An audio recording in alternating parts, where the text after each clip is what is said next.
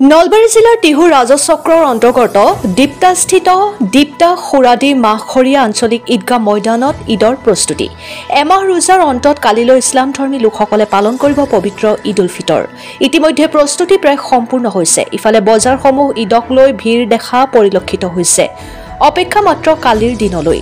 উক্ত ঈদ উল ফিতৰ সমূহীয়া নামাজত প্ৰায় 7,000 পৰা 8,000 অধিক লোকৰ সমাগম ঘটিব বুলি উদ্যোক্তা সমিতিয়ে জানিবলৈ দিয়ে। নামাজত ইমামতিত্ব কৰিব হজৰত হাফিজ মৌলানা নুৰ আলম শইকীয়া চাহাবে। ৰাতিপুৱা 9:45 সমাপন হ'ব সমূহীয়া নামাজ। Bureau report, Arunodoy Assam. আমাৰ প্ৰস্তুতি সম্পূৰ্ণ হৈছে। আমাৰ অহাকালি ঈদ উল ফিতৰৰ নমাজ 9:45 বজাত সমাপন কৰা হ'ব।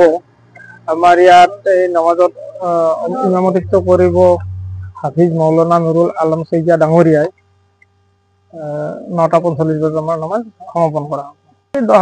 10,000 মানুহে আমাৰ ইয়াত নমাজত অংশগ্ৰহণ কৰে।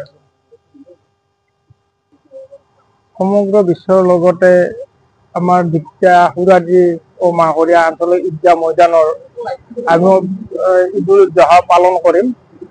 এই চেগতে আমি অসমবাসী ঈদ উল ফিতৰৰ শুভেচ্ছা জ্ঞাপন কৰিছো। লগতে বিশ্ব শান্তিৰ কাৰণে অহাকালি আমাৰ ইয়াত সমূহীয়া নামাজৰ পিছত দোৱা হ'ব।